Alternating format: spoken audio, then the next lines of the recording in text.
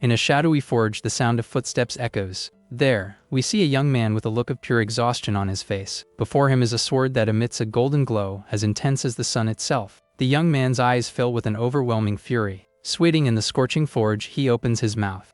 And without a moment's hesitation, the kid chomps down on the sword with all his might. To understand what's going on, let's rewind a bit. In front of a massive painting, little Arhan's father tells him to pay close attention, because there's something important he needs to remember.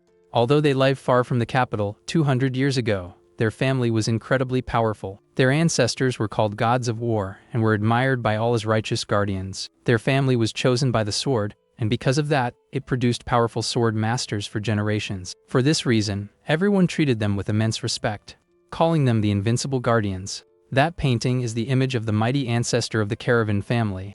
His father places a hand on Arhan's shoulder and tells him that he will be the next head of the Caravan family, and so, he must always be proud of the blood of steel that runs through his veins. His father mentions that their mission is to restore the great name of their family.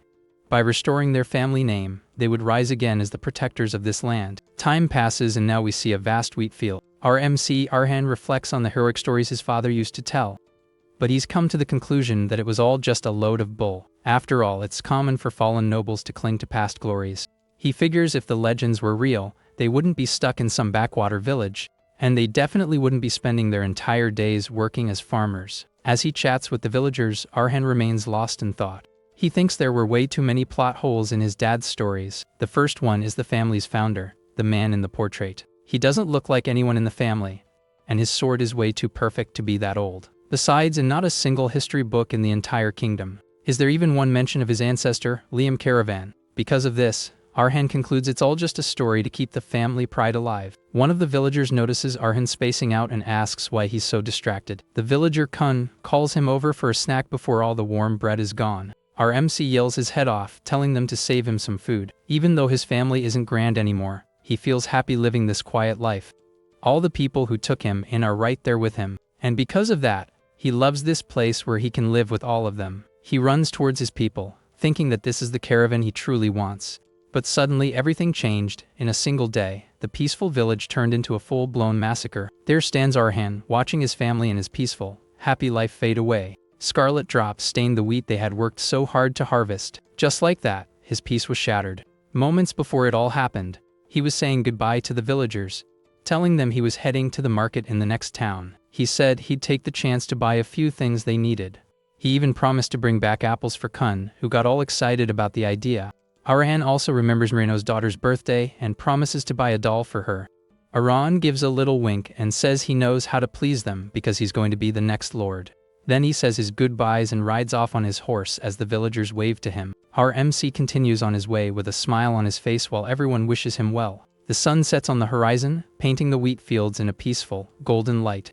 Watching him leave, the villagers comment on how there's no one quite like the young master. Kun gets everyone's attention, telling them to finish their work before they fall behind. But out of nowhere, something pierces right through Kun's head in the middle of his sentence. And at that terrible moment, the slaughter began. The blood of his friends splatters across the villagers' faces, leaving everyone in shock. In the blink of an eye, Marino was also struck down. The once peaceful wheat field was now completely stained. A long-haired man appeared, declaring that this territory must be erased. The other villagers look at the man with pure terror in their eyes. Trembling with fear, one of the elders asks who this mysterious man is. The invader stands there silently, holding his blade. And with his mysterious voice, he announces again that this territory will be exterminated. With a single swift motion, he attacked the villagers, who could only cry as their lives were torn away. The blood of Arhan's innocent friends and family sprayed everywhere. After such a brutal act, that cruel man left without a hint of remorse. A few hours later, under the moonlight, Arhan arrived. Without a word, he dropped the apples and the gift he had promised his friends. Standing there, breaking out in a cold sweat, Arhan couldn't say a single word. Staring at the bodies of his friends, he wonders why they were all gone. It was then that a mysterious person appeared behind him while he stood paralyzed. But the one who hugged him was his butler, sobbing as he covered Arhan's eyes to shield him from the horrific scene. Arhan, still in a daze, calls out for his butler, not understanding the situation. In disbelief, Arhan with a trembling voice asks his butler if what he's seeing is real. Then, the reality of it all hit him, and Arhan broke down in tears, crying out for his village friends. Still crying, his butler explains that the mysterious man came to wipe out the caravan family, and it took him just 10 minutes to destroy everything. In the blink of an eye, a single man ended the lives of everyone Arhan loved. The butler remembers that man who invaded the village without any warning. With a cold, emotionless blade, he took the lives of half the people in the territory. The man destroyed everything with his sword, leaving the village in ruins. He just stood there amidst the destruction he himself had caused. The killer just kept repeating with an indifferent expression that he was only following orders. Because of this, half of the caravan family vanished for no reason. It was all caused by a single sword master, a total disaster. They then walked to the caravan family mansion. Inside the house, Arhan and his butler see the bodies of the servants scattered across the floor. Our MC walked with empty steps. His eyes lost their light that day. It was when he saw all his innocent villagers, their lives lost for nothing. Arhan fell into despair, screaming in pain as he pulled at his hair, crying. While he was weeping, on the verge of being consumed by madness, Arhan's mother calls out to him. In shock, Arhan sees his mother running toward him, her face streaked with tears. She hugs him desperately as if he were the only hope she had left. Crying, the woman gives thanks that her son is safe in this terrible moment. Our MC returns the hug, still not understanding what's happening. For a moment, the warmth of his mother's hug gave him a brief sense of relief. While hugging his mother, he saw his father on his knees. His father was kneeling with an expression of terror and madness, asking why this had happened. The stain on the window showed that this family's tragedy was just beginning. The sword master who decimated the village didn't harm his parents but left a warning. Let's go back a little further to understand the warning. Wounded and defeated, Arhan's father stood beside his wife, powerless.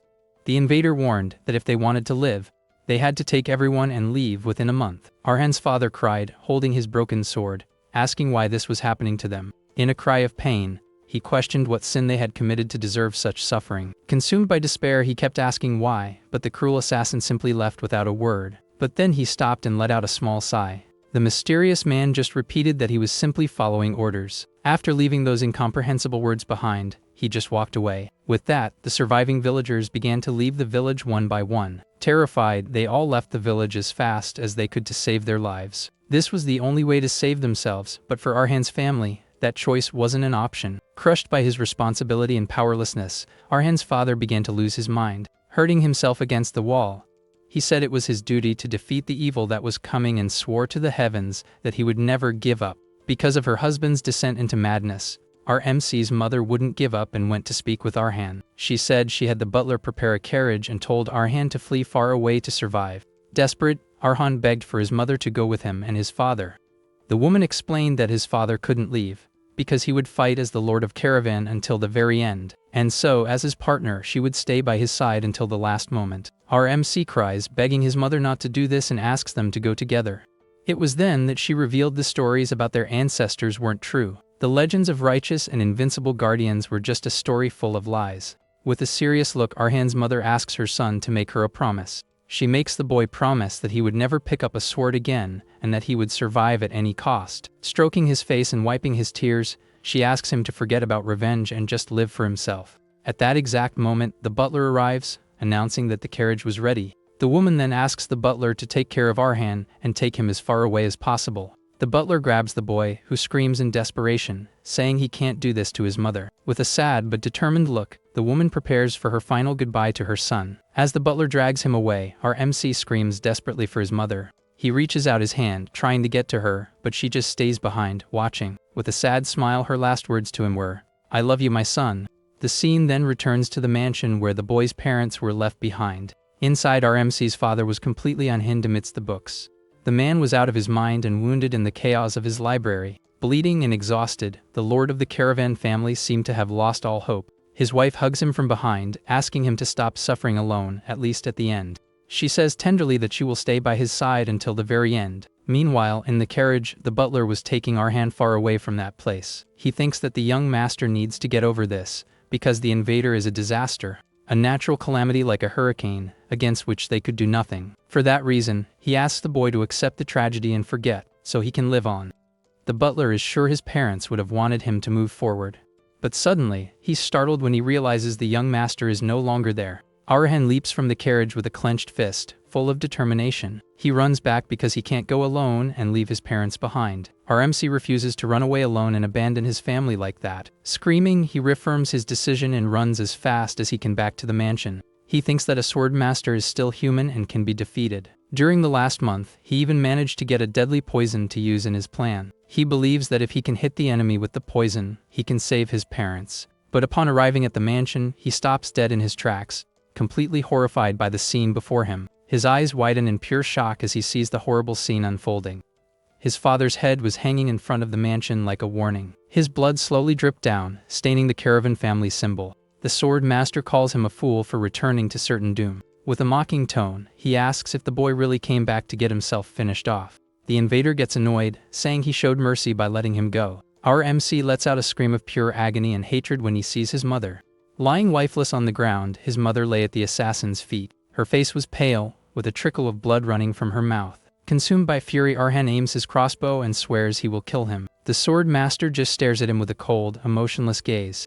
Without a second of hesitation, our MC fires the poisoned arrow. The arrow flies at high speed toward the white-haired man. The weapon he had so carefully prepared was his only hope. But his plan fails miserably, and now he's on his knees and disarmed. The sword master grabs our MC by the neck with force and lifts him into the air. He shows the vial of poison and comments that the boy hasn't even turned 18. Because of that, he tells Arhan to consider himself lucky, because he's going to spare his life. Grabbing his face, the man warns that no trace of the caravan family will remain, and if he tries to continue the bloodline, the assassin will find him again. The caravan family will simply disappear, and with that, he leaves the boy and walks away. Our MC falls to his knees on the ground, completely broken and hopeless. Looking at his mother's body, he feels pathetic for not having done anything. Kneeling, he hugs her body, crying desperately from pain and guilt. That day, he realized he had lost everything he loved all at once. Or so he thought, until his ancestor's sword shone with a blue light. Suddenly, Arhan is transported back to his childhood, looking at something bright. A mysterious voice calls his name and tells him to show some respect. The light came directly from his ancestor's portrait and completely enveloped him. The figure of Liam Caravan, the family's founder, appears, calling him descendant. A year has passed since Arhan buried everyone, and in that time, he's only thought of revenge. The man he was searching for was the strongest blade on the continent, a protector of the kingdom's peace. Furthermore, he was seen as a righteous guardian, a transcendent being with brilliant talent. The name of the one who took everything from Arhan was Carlos, the master of 10 swords. But it was all a mystery, as our MC didn't know who was behind the attack. He wondered what secret his family held to meet such a tragic end. Despite all the questions, one thing was certain for the young man. The lives of everyone in the caravan family, taken so meaninglessly, would never return. Going back to the moment of the tragedy, our MC wonders what that light in front of him is.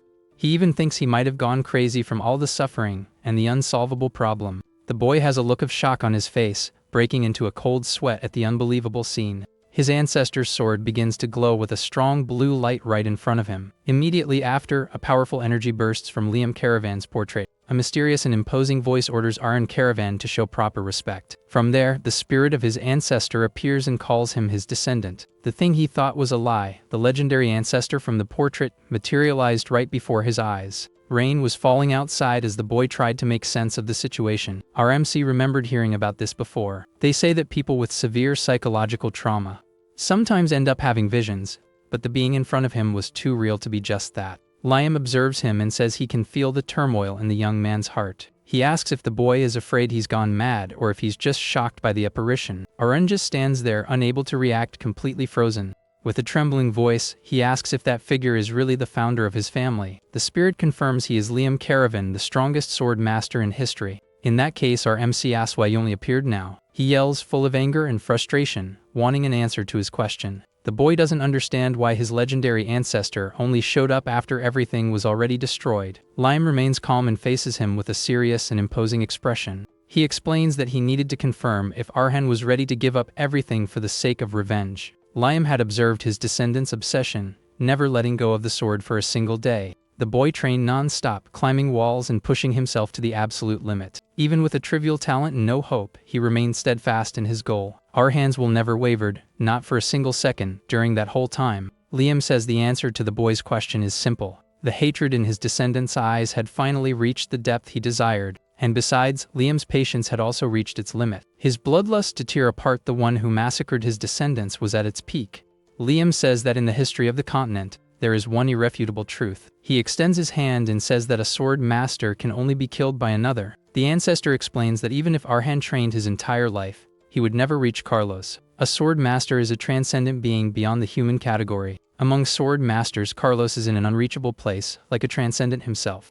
No one in the current generation can kill him, and with time, he will become even greater. Arhan is shocked and speechless upon hearing the truth about his enemy's power. Our MC is stunned to hear this and understands the power gap is enormous. He wonders if he'll have to watch the bastard, who took everything from him, become a hero. Arhan remembers the humiliation and questions if he will be powerless once again. But Liam says the story changes now, because he himself will help his descendant. With this, Arhan can become a stronger blade to judge that murderer. The ancestor explains that there is only one method, the only path a caravan can follow. Liam then reveals the solution and tells the boy to simply devour his sword. Our MC is completely confused as the spirit calls him the heir to the blood of steel. The scene takes us to a dark forge with several blades on a rack. A sword glows intensely as it's heated in the furnace's fire. Liam reveals that the caravan bloodline is mixed with dwarf blood. Our MC stares into the fire with an expression of pure exhaustion. He holds the incandescent sword, preparing for what he needs to do. The spirit reveals that the bloodline originated from him, a half-dwarf. And even without the physical characteristics, a special ability was passed down to the descendants. Liam explains that this ability is to consume swords to absorb the memories and techniques of their wielder. Therefore, this was the source of power that allowed the caravans to produce sword masters for generations. Arhan finds it strange because he knows dwarves are friends of steel and fire, but he's never heard of such an ability. To our MC, it all sounds like nonsense and stories that only confuse him more. However, the truth can only be proven with results, and so he has no time to hesitate. Filled with determination, the boy asks how he should consume his ancestor's sword. Liam says the method to do it is surprisingly simple and direct. He explains that you just need to heat the sword's blade until it's soft enough, and right after, you just chew the hot blade and swallow it all without fear. Our MC starts to break into a cold sweat just thinking about the idea of eating hot metal. He considers that he might be in a nightmare or possessed by some random ghost. But if there's even the slightest chance of getting his revenge, he's willing to risk it. With a roar of fury, the boy decides he's going to do it no matter what. From there, he bites down on the sword with all his strength, shattering the blade. Immediately after, a terrible pain consumes him as the sword's fire burns him from the inside. Our MC screams in pain as the fire consumes his entire body. The sword's power envelops him completely in a whirlwind of burning flames. He feels an unbearable pain, as if he's being burned alive from the inside out. His body is forged in the fire as he absorbs all the blade's power. After the process, the sword he devoured falls to the ground, completely dull. An intense light explodes from his chest, and the boy falls backward, completely exhausted. Lying on the ground, he writhes in pain from the overwhelming energy taking him over. He can barely breathe, feeling his body transform in a painful way. With clenched teeth, our MC fights not to pass out from the absurd pain. At that moment, the memories of that tragic day flood his mind with force. He remembers his parents, his village, and all the suffering he went through. The image of Carlos, the murderer who took everything from him, burns in his memory. With that, a new power begins to surge from within the boy with intensity. He clenches his fist, feeling his ancestor's strength flow through his veins. The energy concentrates in his hand, and he uses it to crush the pain and fear. In the midst of the painful process, he swears to himself that he will succeed. With that, he screams that he will become a sword master to finish off that bastard. It all starts on a quiet, sunny morning in a simple country house. Suddenly, our MC wakes up screaming, as if he'd had a horrible nightmare. With a racing heart, Arhan realizes he's alive and takes a deep breath. He's confused because he felt the pain of swallowing hot iron, but his body is without a single scratch. So he wonders if the events of the previous day were just a terrible dream, but the proof that it was all real is on the floor, as the hilt of the sword is still there. At that moment, a mysterious voice appears, criticizing Arhan's weak body. Despite that, the same voice praises his mental fortitude, which is surprisingly good. Immediately after, the spirit of an old man appears, saying that many ancestors gave up because of the pain. The ghost asks if Arhan finally believes the legends his father used to tell, and also if our MC now understands that he is not a hallucination. Faced with the situation, the young man formally introduces himself as Arhan Caravan. Kneeling as a sign of respect, he greets the spirit as the founder of his family. The old man then tells Arhan to call him master from now on. The founder explains that everyone who received his teachings called him that, and the boy accepts. Still recovering, Arhan wonders if his ancestor's plan finally worked. He remembers Liam's words about how he would gain power if he consumed the sword.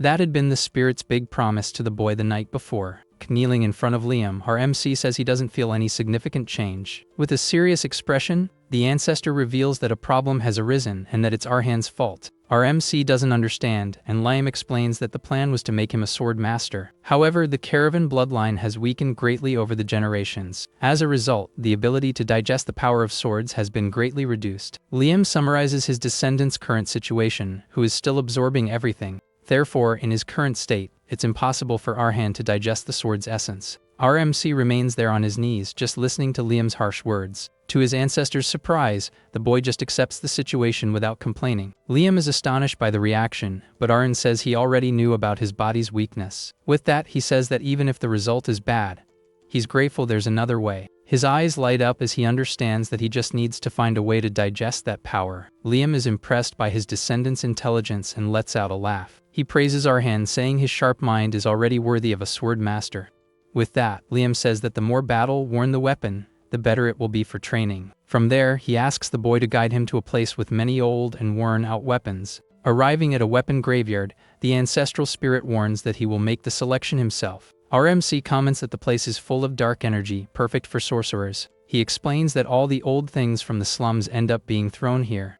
That's why this is the ideal place to find the weapons Liam described for the beginning. Faced with the situation, the ancestor reveals that he also used to devour swords in places like this. He recalls swords of dead soldiers, blood-soaked axes, and broken spears. Liam says he ate every weapon he could find with all his might. His only goal was to get strong enough to survive in this world. At that moment, an old memory surfaces in Arhan's mind, showing a mysterious man. In the vision, a bandaged person was saying that anything would do for his first strike. The memory ends with the image of an intruder being attacked on his first charge. The scene flashes back to Arhan's memory, where a muscular guy falls backward, completely surprised. The man is now on the ground, and our MC is standing in front of him with his weapon.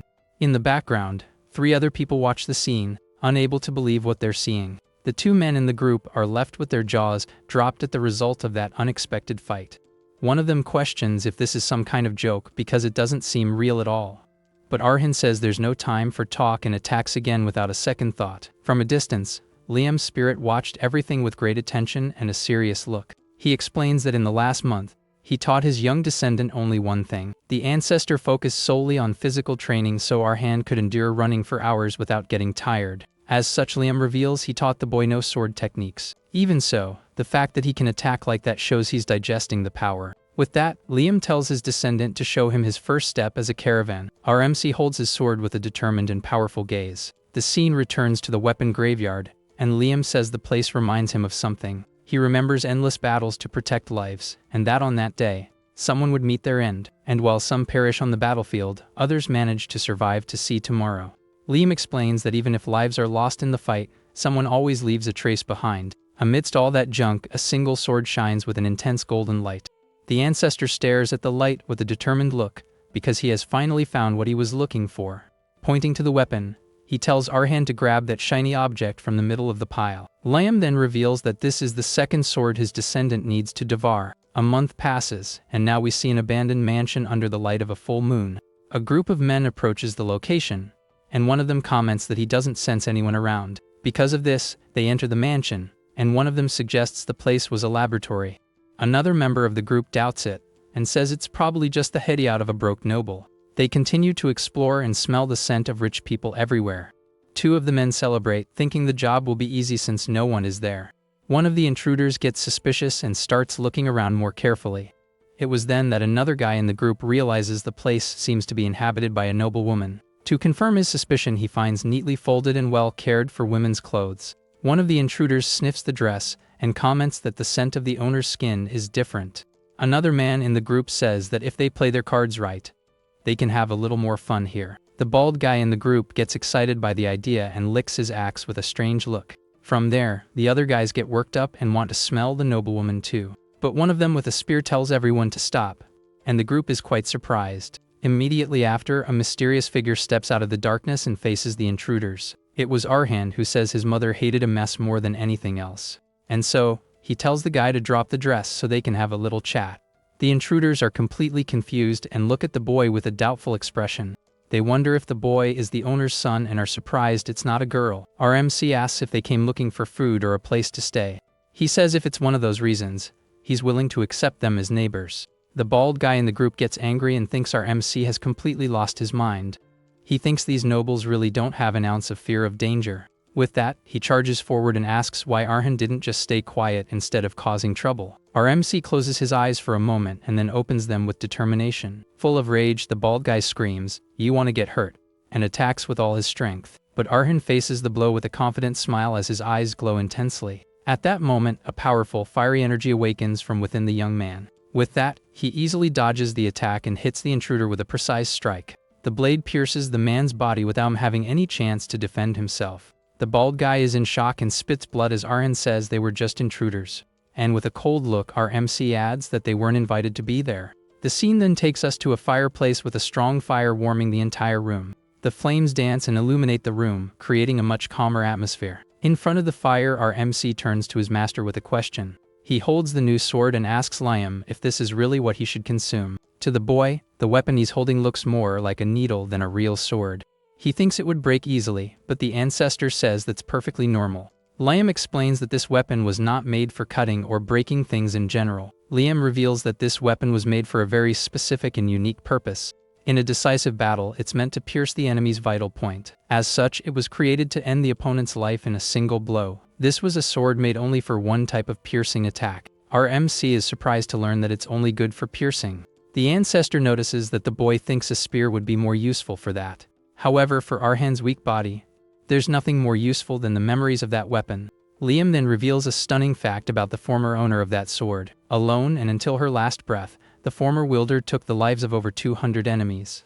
And what's most incredible is that she did it all with a body even more frail than his. Because of this, he tells the boy to show respect and consume the weapon with gratitude.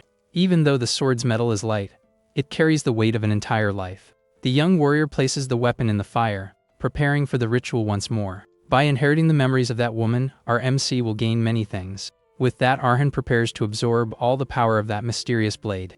The last memory of girl was of her mansion being consumed by an intense fire. When young Mary, only 10 years old, opened her eyes, everything in her life had changed. She found out her parents had turned into unrecognizable ashes in the middle of the fire. The girl, who barely managed to escape with her life, murmured softly amidst the flames. Lying in her bed, she wished she had perished with her family that day.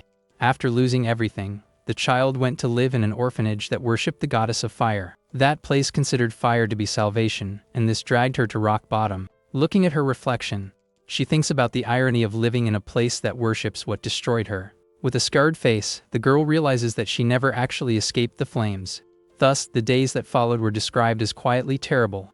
The other girls wondered why her face was like that and judged her for it. They believed the mark on her face was a curse and found her disgusting. Because of this, everyone called her a monster and treated her like a freak. With a heart full of pain, the young girl began to wish for her life to end soon. Every night, she prayed for death to come and take her and end her suffering. She wished to escape the fire and her memories and the disgust that surrounded her when she woke up. But all of that changed one day when a new hope emerged in her life.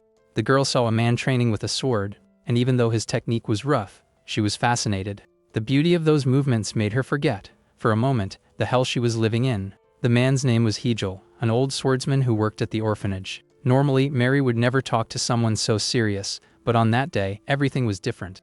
The young girl approached the knight with a determination she hadn't felt in a long time.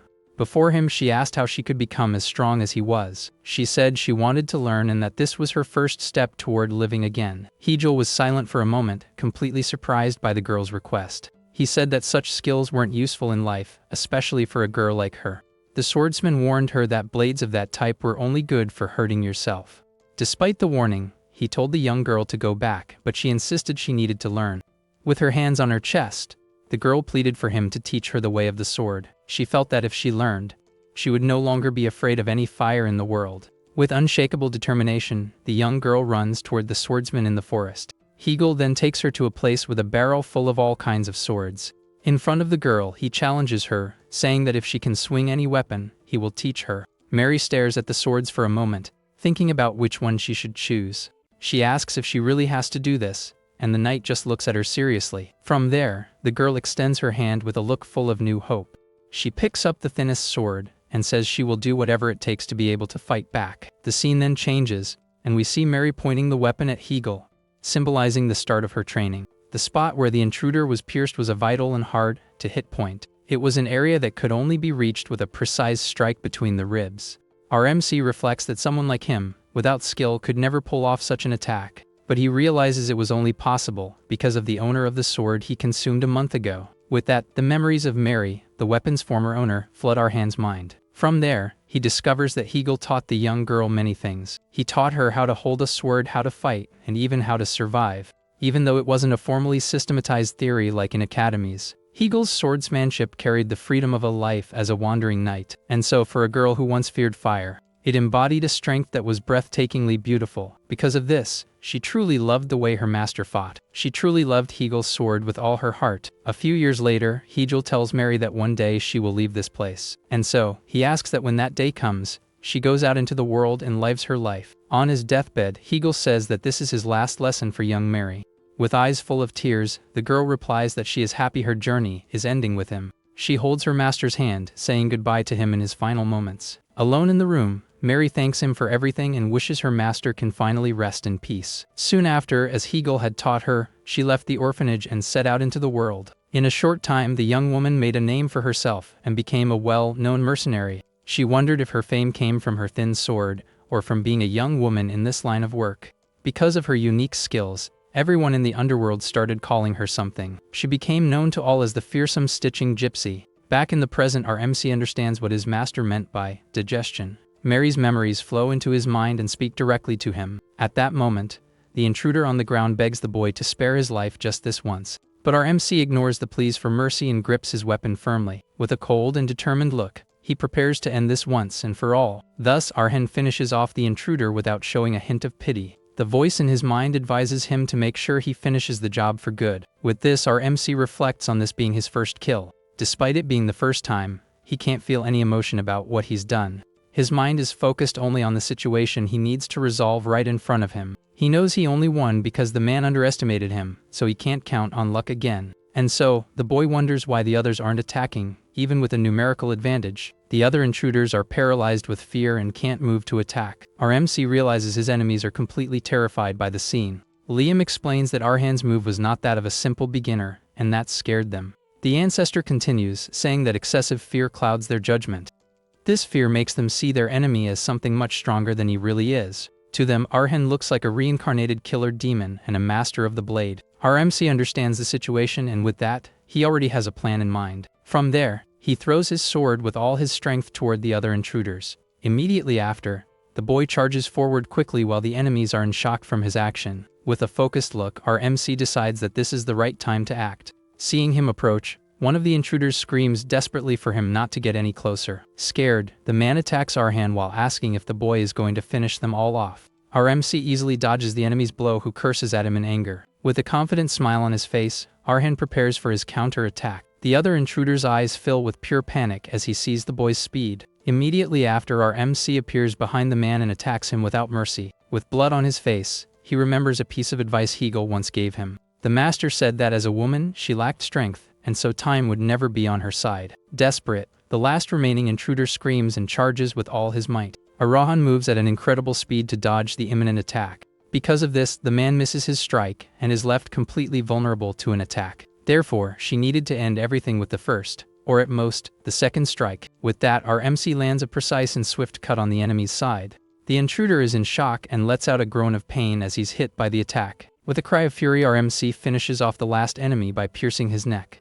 Hegel's memory says not to compensate for what's lacking, but to make what you do have shine. In her past, Mary faced a strong opponent with a look full of determination. The girl's strengths were her flexibility and her agile body, like that of a dancer. Because of this, she could attack from any posture without any difficulty, and also from any angle, catching her enemies completely off guard. In an incredible acrobatic move, the young woman launches herself into a unique attack. With this, she closes in on her adversary, who is in shock at the sight. In this way, she could aim for the enemy's vital points with deadly precision. The result was always the same, a swift and silent victory with no chance of defense. The scene returns to the present, and our MC faces the last remaining intruder. The man is paralyzed with fear upon seeing the young boy's impressive skill. Even holding a dagger, he trembles, unable to react to what he just saw. Terrified, the intruder wonders what that thing in front of him is. To him, Arhan doesn't look human but like a reincarnated killer demon. Under the light of the full moon, the night finally calms in the forest. There, our MC was burying the bodies of the men he had defeated. Lin appears and asks if Arhan has finally set aside his doubts. The ancestor says that with his current stamina, he can swing the sword all day. Because of this, those 4 bandits were never a challenge for him. The spirit reveals that in a fight for your life, the caravan blood becomes even stronger. Our MC is shocked as he realizes that everything his master said was true. His body became flexible, and Mary's memories became clearer with the fight. From there, the boy began to slowly understand the power he had received. He can feel the determination the girl used to fight against the world. Arhan finally realizes that this is what his master was talking about. The more you understand the opponent, the stronger you become, and that is the power of digestion. Liam tells his young descendant that he never lies when it comes to swords. The ancestor warns him that the days ahead will be filled with pure pain and trials. His path will be so difficult that today's pain will seem like happiness in the future. Before his master, Liam's spirit asks if he can still follow this path. Even so, our MC clenches his fists and says that if he can point his blade at Carlos.